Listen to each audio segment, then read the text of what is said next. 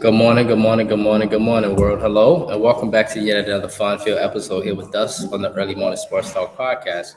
As we embark upon what will be another great episode this morning, we thank you all for chopping it up with us, and we thank you in advance for a time that will be had.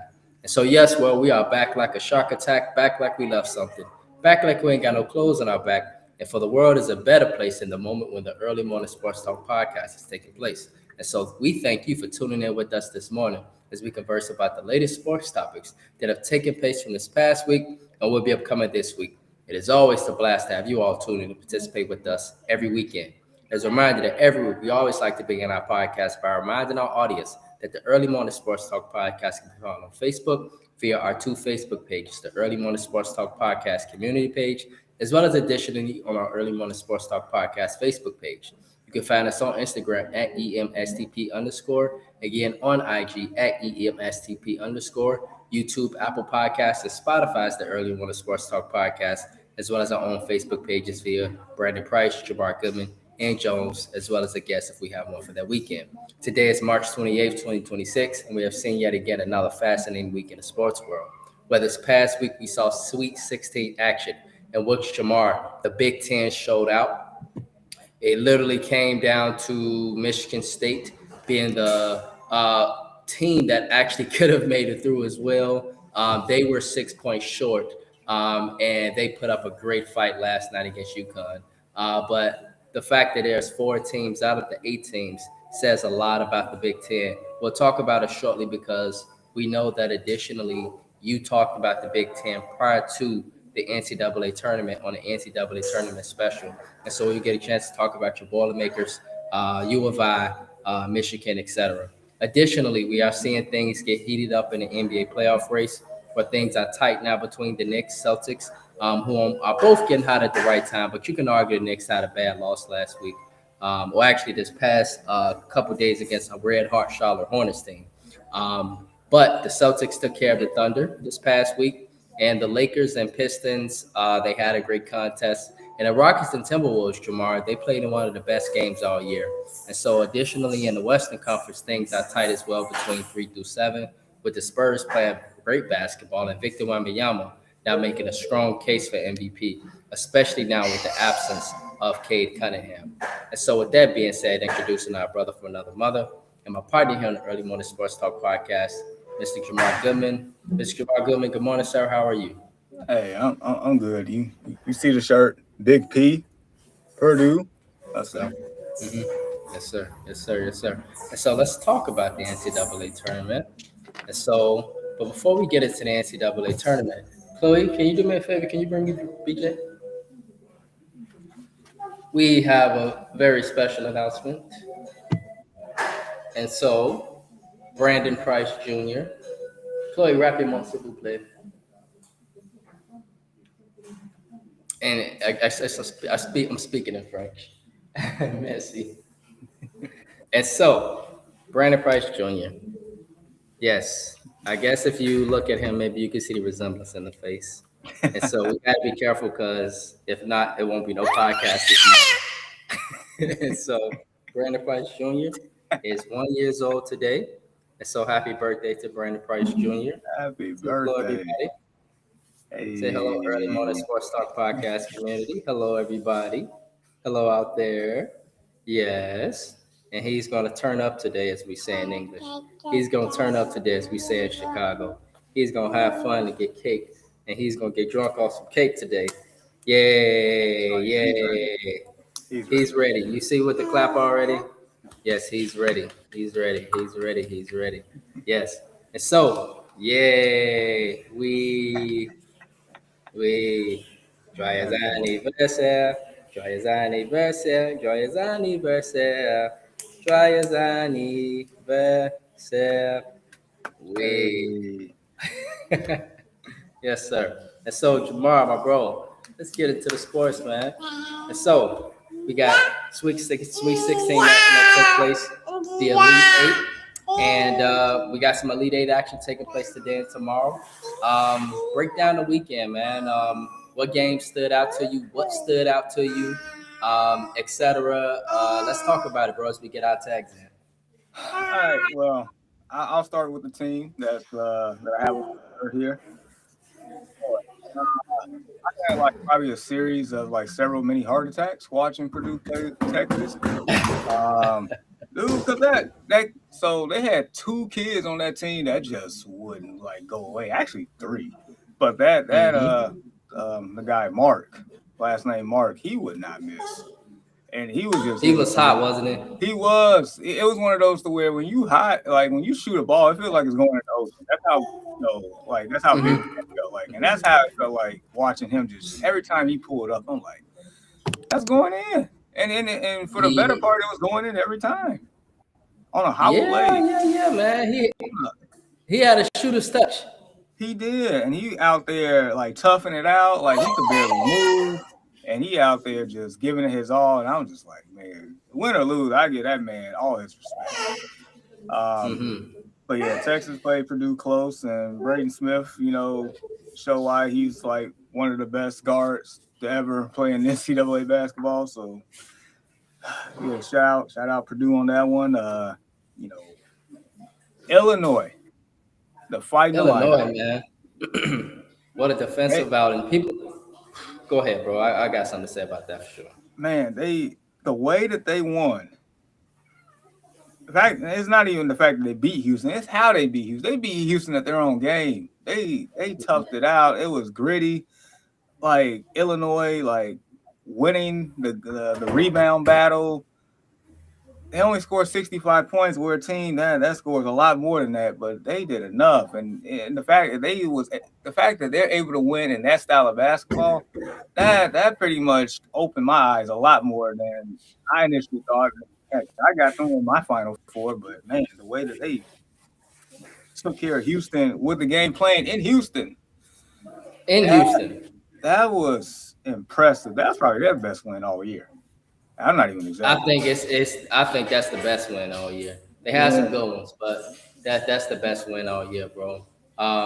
Illinois, as we get our tag then, they and I said this to Ian on Monday, they had the best offense in the country, Jamar. I don't know if you know that, efficiency wise. The yeah, number one offense in the country, which means that they can score, obviously, right? And you right. gotta it's a track meet to beat them.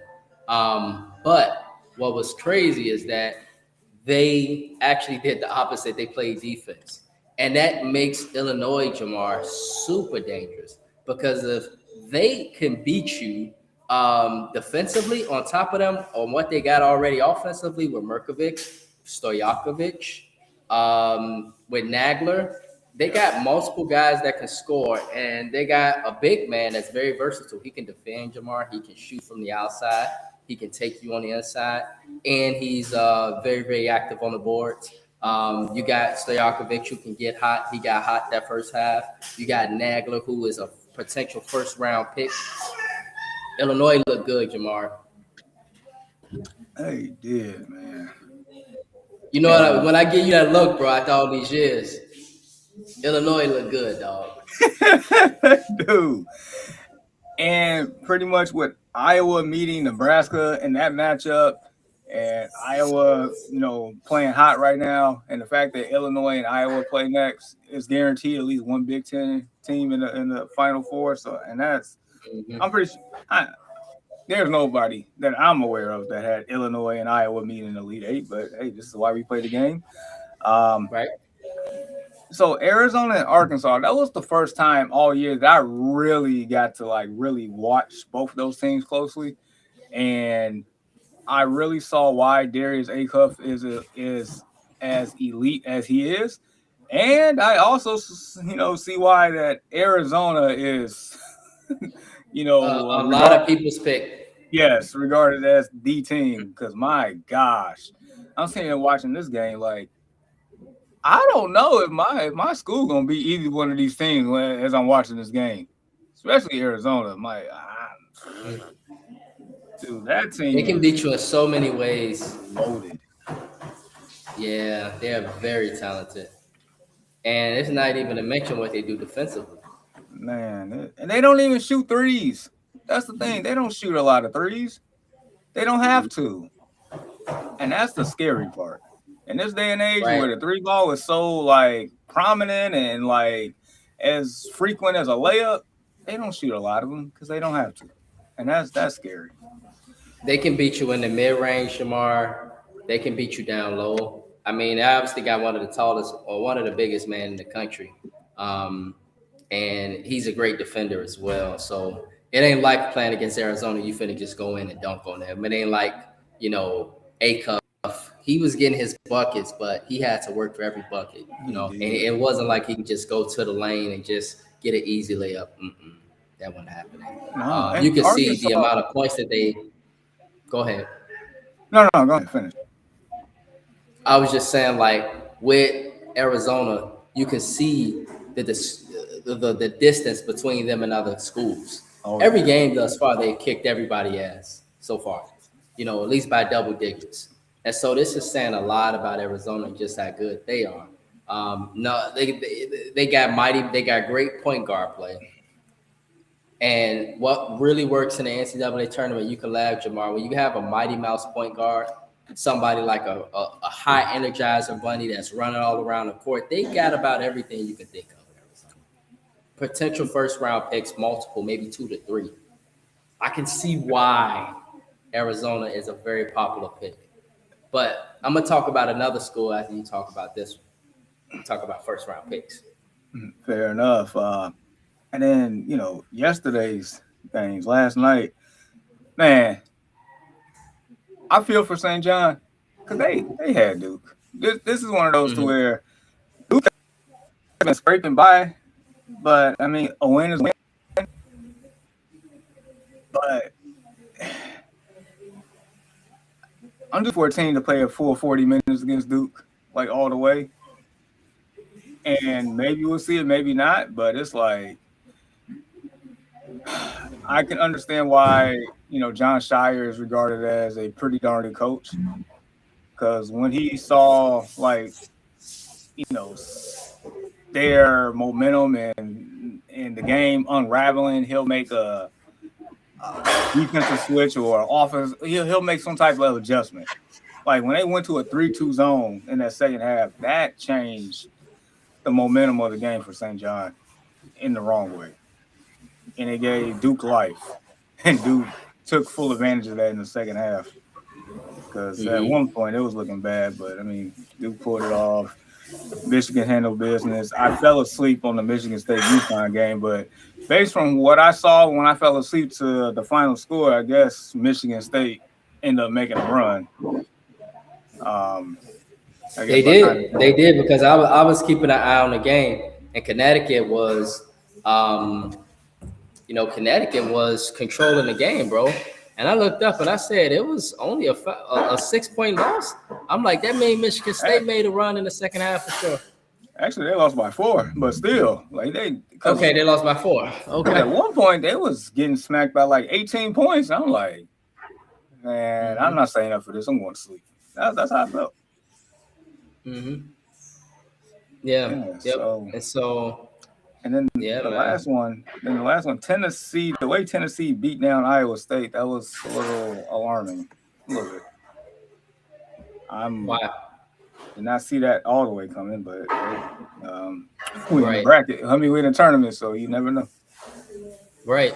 And Tennessee, I didn't pick them. I picked Iowa State to go to the regional final against Michigan. But, that's why we play the game. And the way that Tennessee beat Iowa State, definitely very interesting. But Duke, they got the best player in the country. It ain't sexy how they winning, but they're winning, Jamar. And the scary part about Duke for me is that they haven't played their best game yet, in my opinion.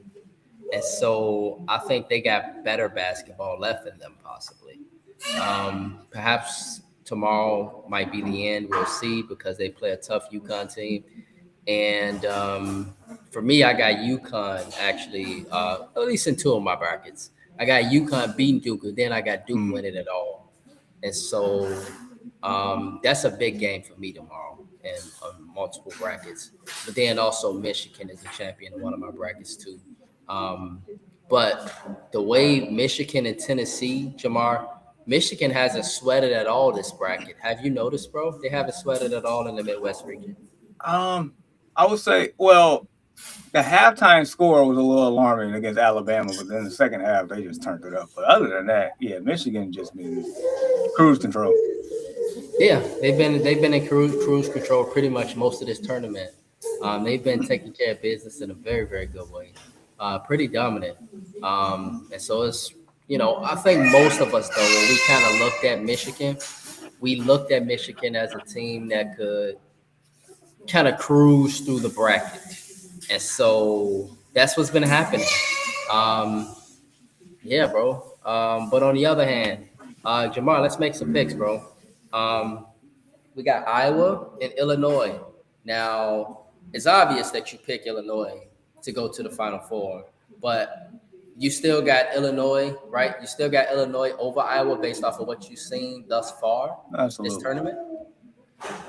Absolutely. I mean, it's a Big Ten matchup, so there's some familiarity there. But I mean, look, if it would be a travesty if Illinois lose to Iowa, it would be a complete travesty. It would be this college basketball, man. Now Iowa got them long boys that can shoot them three. They kind of remind me of that Wisconsin team, Jamar, that spoiled everybody's bracket that year. End up beating Kentucky in the final. They remind me of that team so much. Just long, lengthy, excuse my French, long, lengthy white boys that can play defense, long arms, can shoot the three, can take you in, and they just play with a lot of energy. They running around the court, scattering everybody. It's exactly how they beat the favorite. It's exactly how they beat Florida. Hey, I get it, but hey, Illinois, to my understanding, has the tallest lineup in college basketball, so they can match that length. Right. And they can match that offensive proficiency too. Oh, fine. And so Illinois could obviously score the ball. I will say this, Jamar. I'm going to give them a game, I believe. They're going to give them a tough game. But I think Illinois prevails in that one. If they lose, it'll be a lot of Illinois fans like, man, this was our chance. This was our best chance since 05. Yeah, they can't lose this one. They have to go to Indianapolis for the final. They have to. You cannot lose this game. Yeah, it's crazy because you're going up against a Big Ten opponent who knows you pretty well. You played them in the regular season, and so it's going to be interesting to see how that one turned out. But got Illinois. Corey, who you got for that one? Illinois, Iowa, Michigan. Yeah, I agree, bro. They had the easiest bracket. I agree, Jamar, as well. Michigan had the easiest bracket. They haven't really sweated much. And it's the reason why some people picked them as the national champion. It's the reason why Jamar picked them to go to the Final Four. And so, we'll see what Tennessee gives them. We'll see. That will take place tomorrow. Purdue and Arizona, obviously, you got Purdue, Jamar. But are you, based off of what you've seen thus far from both teams, being non-biased, who do you think win this game? Arizona. Arizona probably is. I do not have the warm and fuzzies. I'm part of me feel like we're gonna get the doors blown off. Like I'm not even joking. Like if Purdue is gonna win this game, first and foremost, they have to play at their pace, slow it down. Purdue is one of the slower teams as far as pace in the country. You cannot play at the speed that Arizona was playing against Arkansas. You cannot. This game will be over quick. You have to slow it down. You have to make them work for it. You have to. It's like pretty much the style of play that they played against Texas, where they was like, getting the ball inside, creating all kinds of havoc with foul trouble. You have to do it again. Brady Smith has to play all like lights out.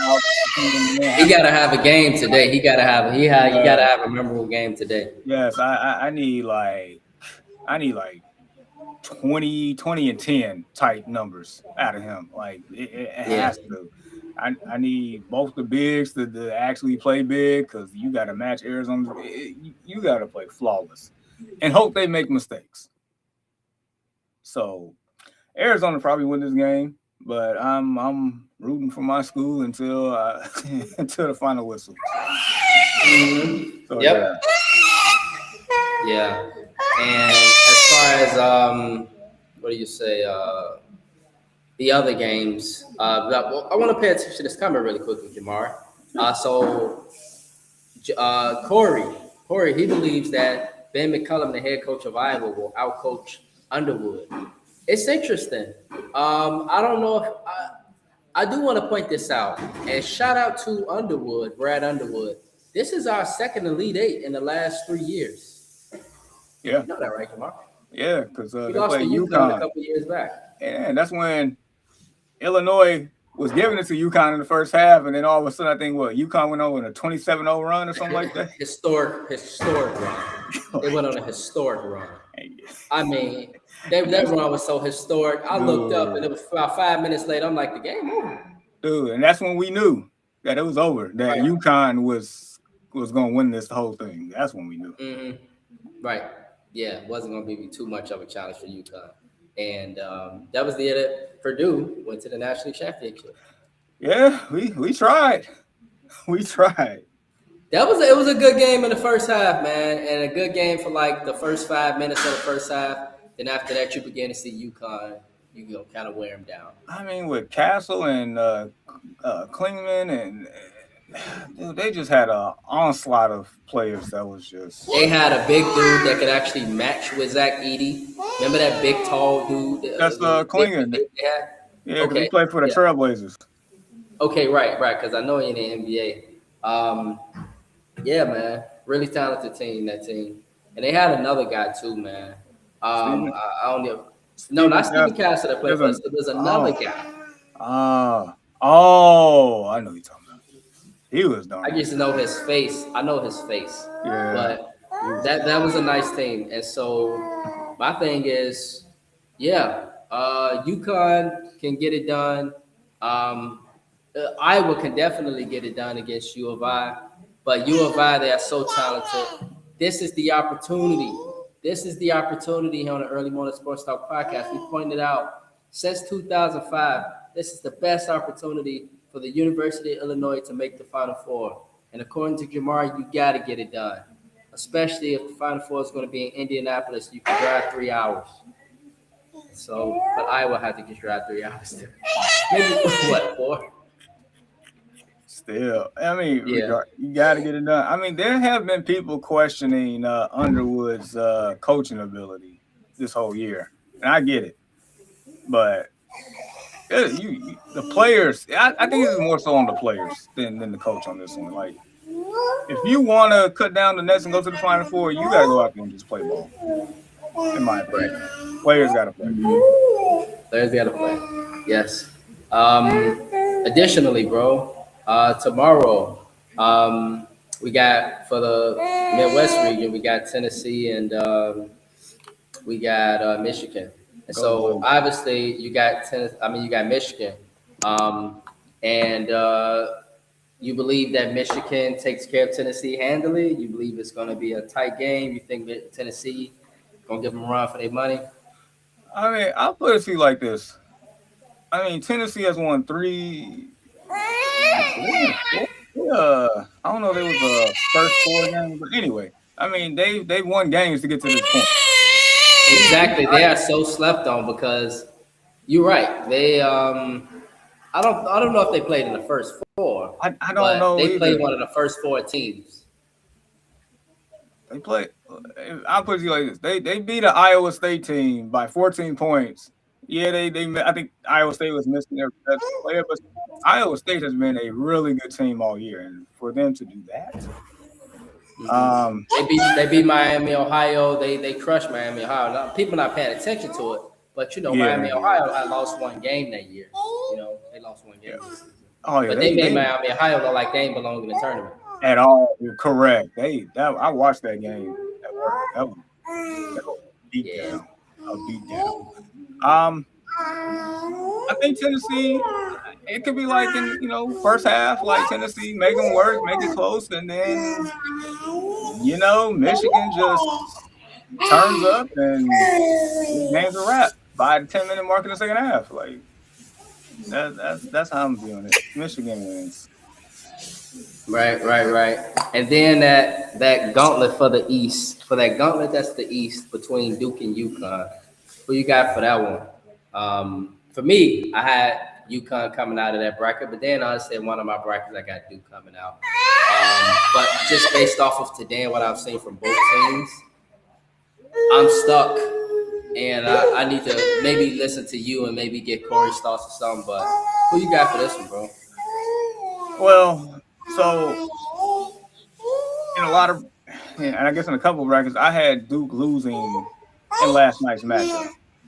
Right. A lot of people had them losing to St. John's, actually. The winner between them and Kansas. And I had pretty much Michigan State going to the Final Four, but I felt like the winner of the UConn-Michigan State game will go to the Final Four. So, I mean, I am leaning UConn. And I would say part of the reason why is the coaching. And Shire is a great coach. But I will always, in that matchup right now, I would give the edge to Hurley. Like, I would. Because, I mean, the man, he has an opportunity of winning 3 out the last 4 years. People forget about that. Right. Like, he knows how to get it done multiple times. And if they played the way that they played against Michigan State in the first half for majority of the game, I don't know if Duke is going to fully recover like they did against St. John or Siena or whatever the case may be. But Corey did mention earlier about Caleb Foster. That was a difference maker last night. So I just want to know how healthy he is, because that could be the true X factor in this whole matchup. But I'm leaning right. Right. Yes. Victor, good morning, bro. Victor got the Blue Devils. He's a Duke fan. Yes. And so he got the Blue Devils. Victor, morning, bro. Absolutely. Totally can see your point. They got one of the best freshman class in the country, the best freshman in the country, #1 overall pick. He played a great game again last night, Boozy. And so just a talented team, Duke, Jamar. A talented ass team. And I'm wondering if that talent's gonna overcome a great team with with Duke. And so I'm gonna go with UConn as I have to, because that's what I picked in my bracket. And it's because of Coach Hurley. It's because of his program. He got a great program. Dude wins. He gets the best out of his players. He's like a baby Tom Izzo, except he actually he's winning national championships. Izzo would kind of shock a lot of teams, go to the Final Four. You don't expect, like, how the hell they get to the Final Four? How they get to the Elite Eight? How they get there? But Hurley, he's getting the best out of his players. I got UConn. I got Michigan. I got who else we were talking about, bro? Illinois and Iowa. Of course, the one with Illinois. And then Purdue and Arizona, bro. I studied at Purdue. But when I look at Arizona, Arizona's the better team, man. And I don't know if Purdue got enough. I don't know if they got enough, Jamar. I just don't know if they got enough. Any other team, I would pick Purdue, but they playing the best team arguably in the country, though. So I'm gonna go out swinging with my Purdue shirt today. I'm gonna go out swinging. Yeah. One thing I want to say really quickly, bro, is let's talk about it. Women's side, I feel really bad for Flagg Johnson. Man, that buzzer beater. That buzzer beater last night. Ball rolled out around the rim. This is another great moment for you, Victor, because the Duke men and women are in the Elite Eight. It's the same for UConn too, by the way. Same for UConn too, bro. And so,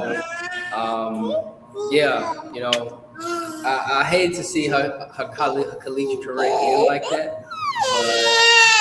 But that's been on the women's side. That's been the best moment thus far. That's been the best moment thus far on the women's side. And so,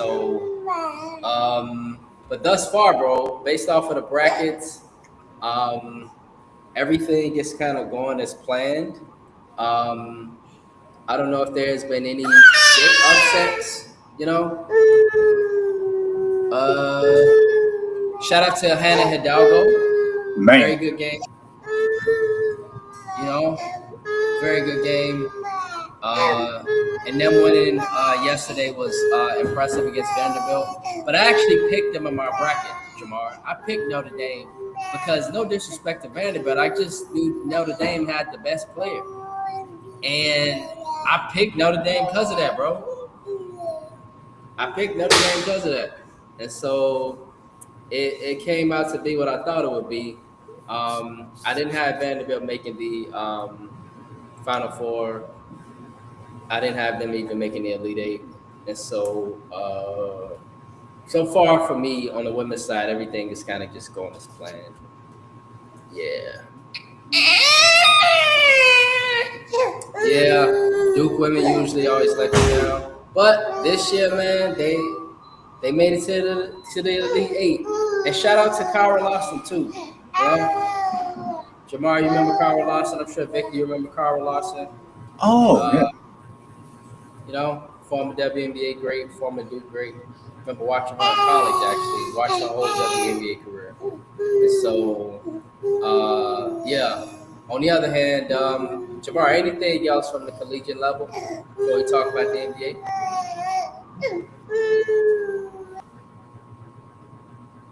You see it. Voila. All right. Yes. NBA combo, bro. Man. And this is just as sexy as a tournament to me. The Knicks, though, I'm not so persuaded by the Knicks. I think the Knicks can get got in the first round. That's what's just on my heart right now about the NBA. I'm not so persuaded. They won 7 straight games before they got whooped by Charlotte last night. But the thing is that Charlotte, they are playing some of the best basketball in the NBA. They've been fantastic offensively, scoring the ball. This kid, Nupel, and LaMelo Ball, they out-rebounded the Knicks as they whole team. That's kind of embarrassing for the Knicks. So I'm really not – I knew when they hired Mike Brown, Jamar, and I'm putting this out now that I wasn't going to take them serious because Mike Brown never got it done for me. The only way he got to the finals was because he had a great-ass LeBron James. That's it. But other than that, it wasn't like he was coaching his ass off. Just not for me. Of course not. And I will continue to say it.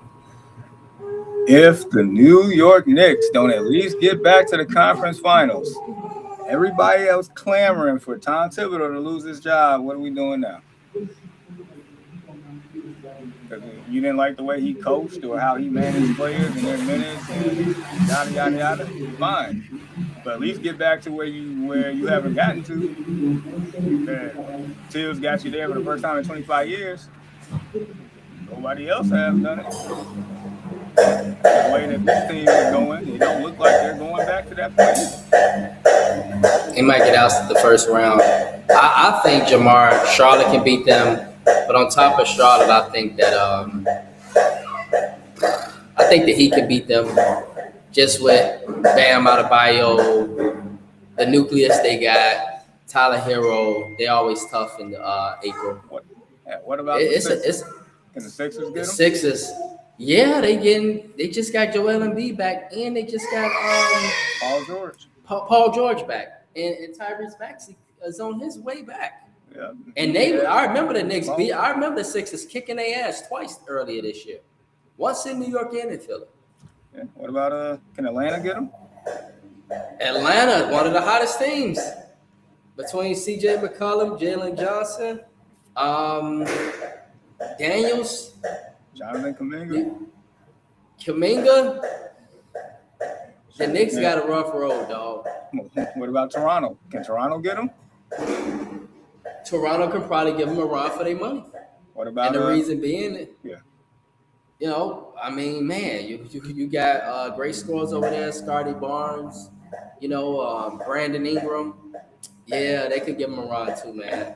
And then the last team, Orlando. What about Orlando? Orlando's been one of the best second half teams too. So, I mean, literally every team we named could definitely get a Knicks a run.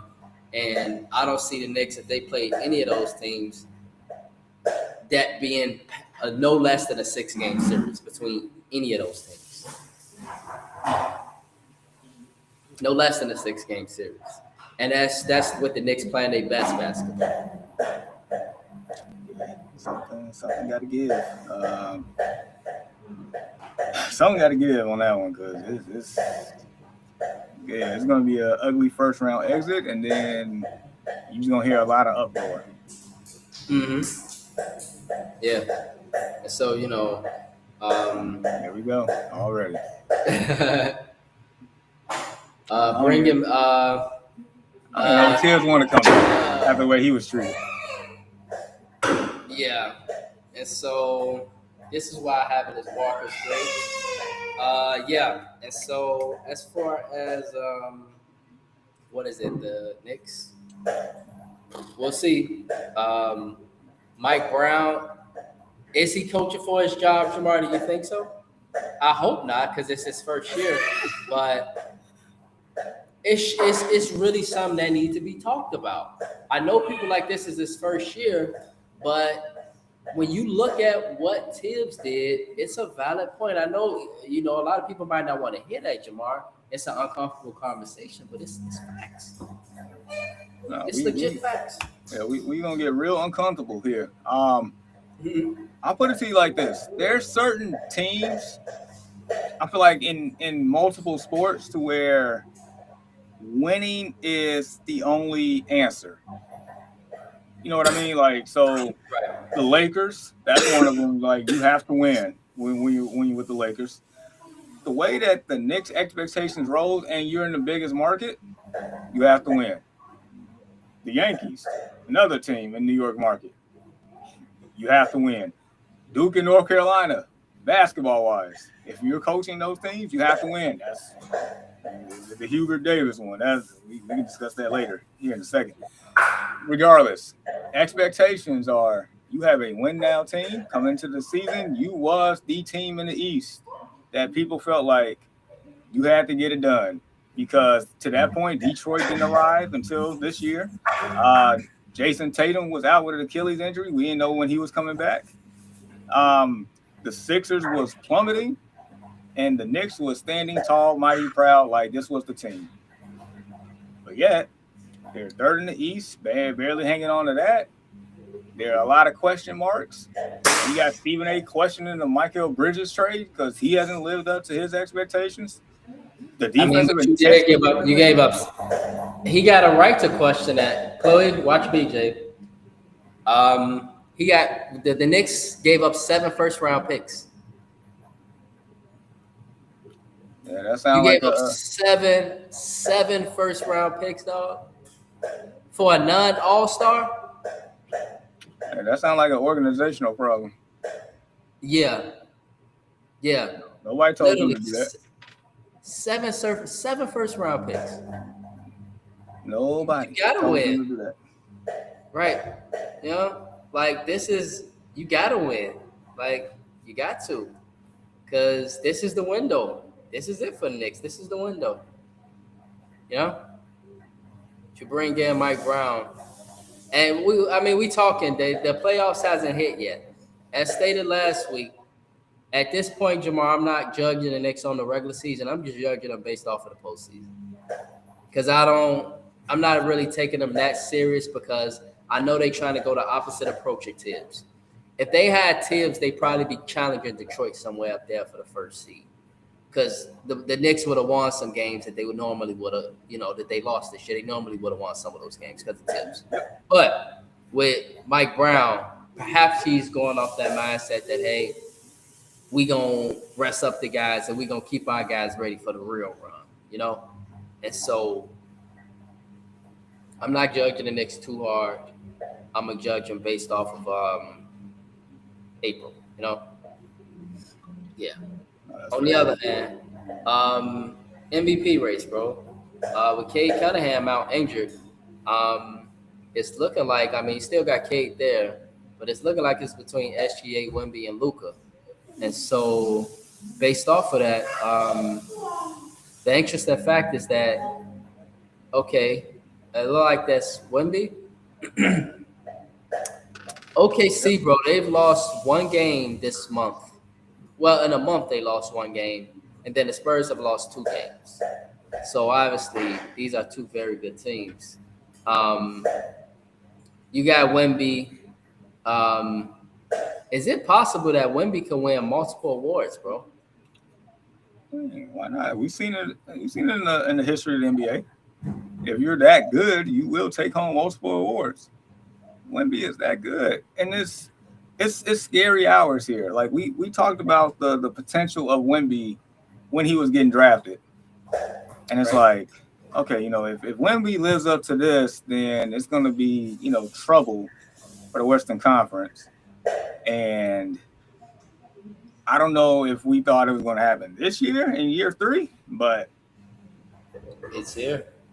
Yeah, we're here. Like, this is the trouble that we thought maybe Zion would have had with the Pelicans, or that Ja Morant would have fully had with the Grizzlies, or whatever the case may be. Wemby is that guy.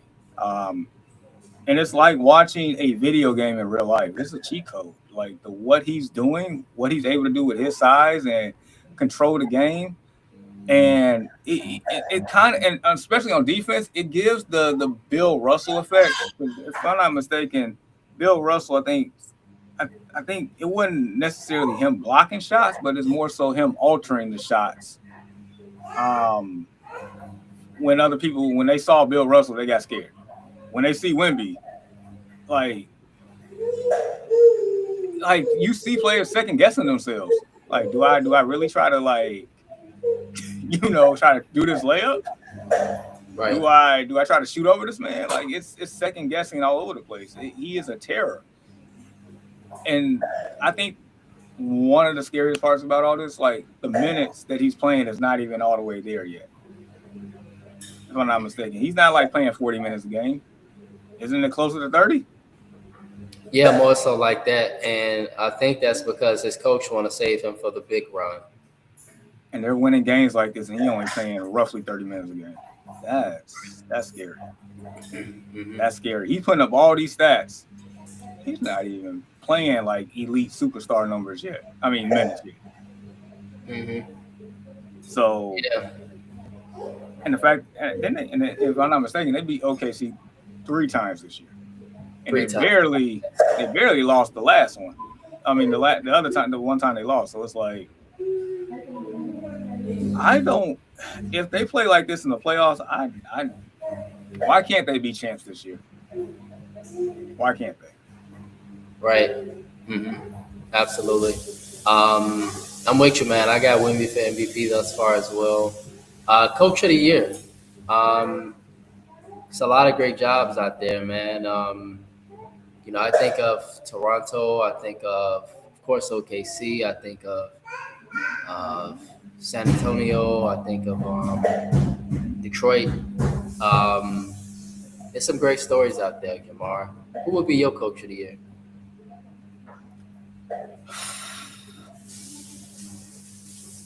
For me, it would either be between the coach of the Spurs, I don't know his name, or Brickshire for the Pistons. Mm-hmm. JB Bickerstaff? Yeah, that's what I meant.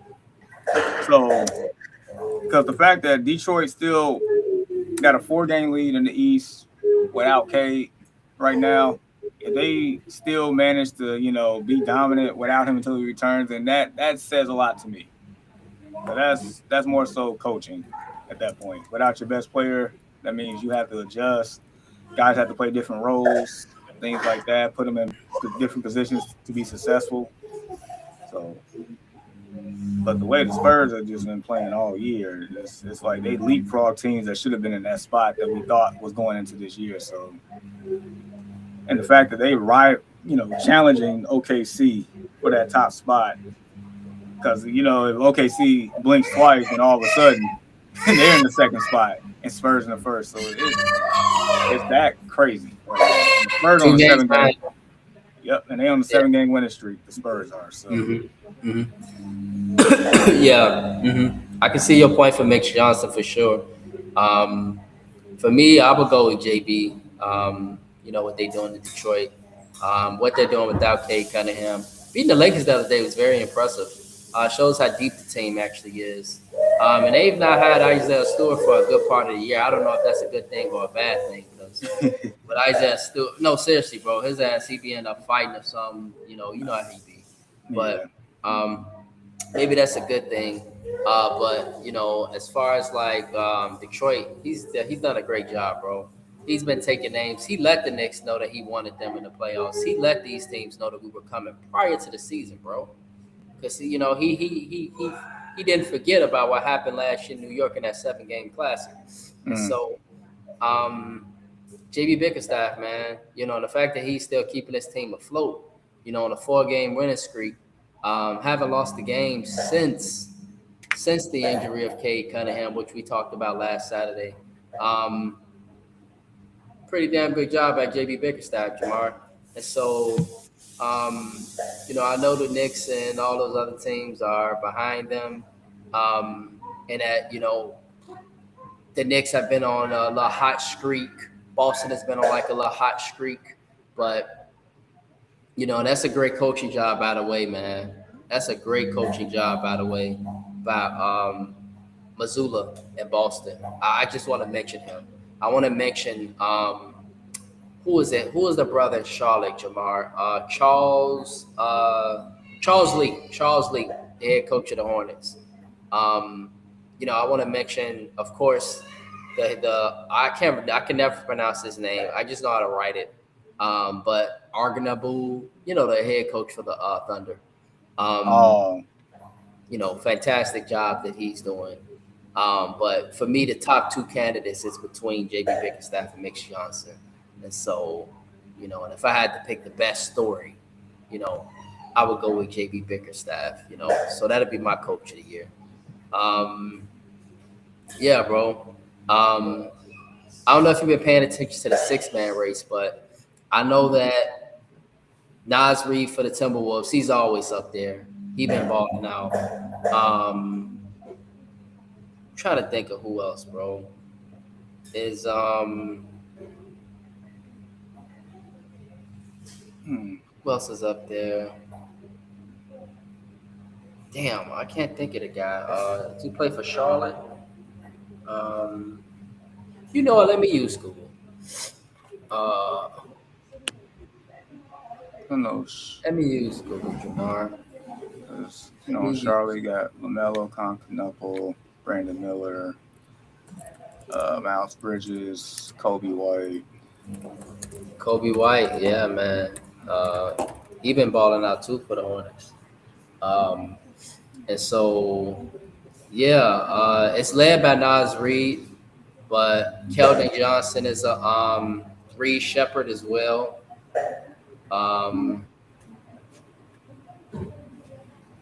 Reed Shepherd, okay. And Keldon Johnson from the Spurs. Okay. Yeah. I guess we could say Naz Reid. I'm just outside of Naz Reid. For me, an honorable mention, and they got it online. Tim Hardaway Jr. He been balling for the Nuggets, bro, low key. Just want to put his name out there. Okay. Tim Hardaway has always been a pretty decent player, man. And I know Tim Hardaway being from Chicago, I know he's proud to see his son. He's had a very good career. You know, he's been an all-star, not like that, but always been a very good baller, very good scorer. You know, Yeah. very talented. You know, can do a lot with the basketball. And so And the fact that I he's love to still, see him. nah, I'm with you. And I was gonna say the fact that he's still in the league now, that tells you something. 'Cause usually, a lot of guys that's been in the league as long as he has would have, fizzled out. But Right. Mm-hmm. Facts. So, yeah. Especially if they know they got a father, right? That got that bag, you know what I'm saying? That made a lot of money during the NBA career, you know. But now it's like a thing, bro. Like it's a lot of fathers now who getting their sons in the NBA, man. And I'm not saying they, pulling strings and nothing like that, but they making them go through the AAU camps. You know, they putting in the work for kids, yeah, and it's like it's a good investment now. It's a really good investment now, and so you seeing kids all over the league, man. You know, that's making the NBA, and so it's great to see. You know, absolutely. yep. So yeah, bro. Anything else from the NBA? You know, Mm, anything else from the nah. NBA? Anything from Jamar? Well, Introducing our new segment. all right, we got a. I'll say just a couple of things. I'll definitely put on more next week. But well, as opening day happened. Um, Yeah. Oh my goodness. both Chicago teams got the door blown off, but it is what it is. It's just more so. If I'm being honest, like I'm actually excited for baseball this year. Mhm. Just based on, I guess, for me, how last season ended, the WBC, I think that brought a lot of Shout out to Venezuela, man. They got their vengeance on us, Jamar. They got their vengeance. We pointed it out. We pointed it out what immediately after the loss, me and Ian. But shout out to Venezuela, man. That was impressive, Jamar, and they did it in Miami too, in the United States. Bunch of Cubans and Venezuelans down there, Caribbean. You know how it is, Miami. It's right oh near the yeah. Caribbean. It's right near South America. So whole bunch of folks down there, man. And so seeing that happen and seeing the looks on the Americans' faces, even me posting it on the Early Morning Sports Talk podcast page, I got some reactions. And I got some reactions from folks like, so what? Who cares? Like they were kind of pissed. And you could just see the tension between the USA and Venezuela in that game. And so to see Venezuela kind of get that vengeance, it definitely made Donald Trump post. And he posted. He definitely posted. I'm sure he did. Man, Definitely posted. like it feels like the popularity in baseball is starting to come back again. Um, and the WBC, I feel like definitely aided to that just because of how fun it was watching, the excitement, the new age of baseball. Just the celebrating, the bat flips, the I guess not the old traditional way of in the old school rules, just more so just having expression and emotion and being an individual per se. So I don't know, it just something for me with that and opening day. Like, look, my Sox probably not gonna win no more than 70 games. Fine, but I'm still excited for whatever reason. I have like excitement for this, so we'll see what happens. And then the other thing, I guess, to expand on the NBA here, expansion is Right. going. But before you get to the expansion, Jamal, really Yeah. quickly, do you think the Cubs make the playoffs again? Oh yeah, Cubs should win the division. They should. They locked up some people. What's that? PCA, Pico Armstrong. Yeah. They just locked up Nico Horner. I mean, Bregman you just signed. Like the team is loaded. And they keep Yeah, they talking know about it it's all the time. They've been talking about it. Like, this team is loaded. So it's been, between the Cubs and the Brewers the last couple of years, and the Cubs have spent on average at least $100 million more than the Brewers, but yet the Brewers still find a way. But if the Cubs are taking that next step, they need to win this division, and they need to, make a deep playoff run here. So they should win the division, Brent. They should. right. And They let's really not should. forget, man. They got a lot of Japan talent too. I remember them getting shot Ima Naga.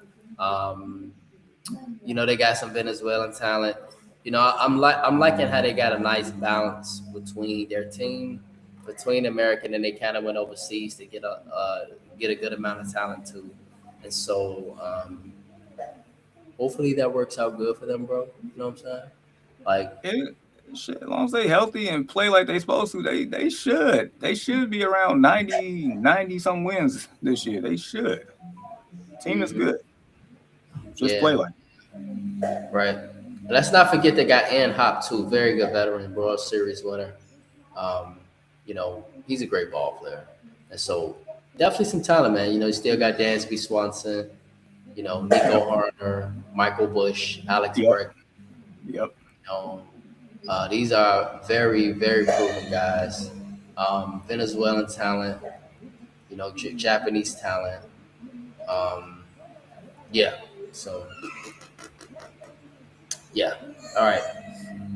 So, yeah. All right. And now, bro, the expansion, the NBA. Let's talk Yes. about it. So, yep, expansion is going to happen.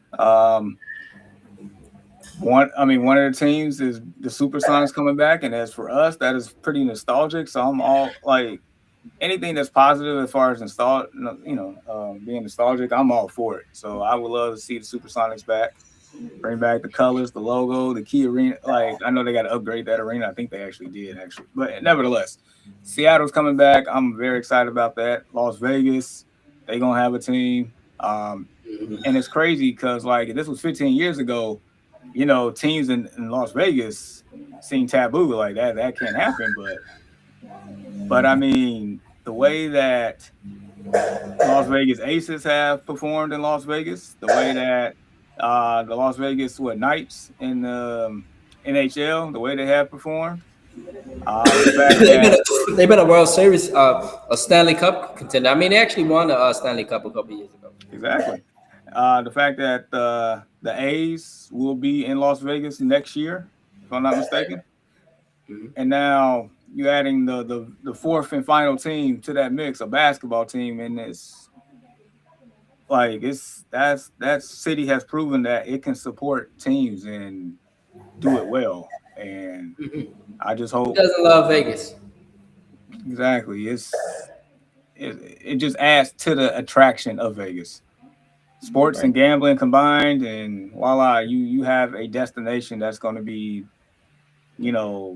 always plentiful. I mean, heck, don't they have what is that? The summer league there in Vegas, if I'm not Yep. mistaken.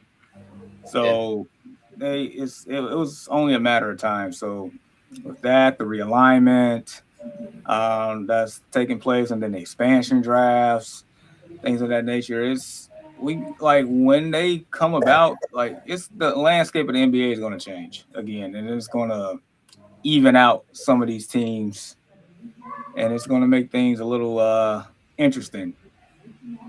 Fortunately and unfortunately, if it happened this year and the way that this draft is set up, it probably would have been pretty good. But I mean, they gonna miss out on this one. But but nevertheless, it's gonna be the NBA is gonna be different, and I think in a good way going forward. I especially like that in the draft you could take certain players now.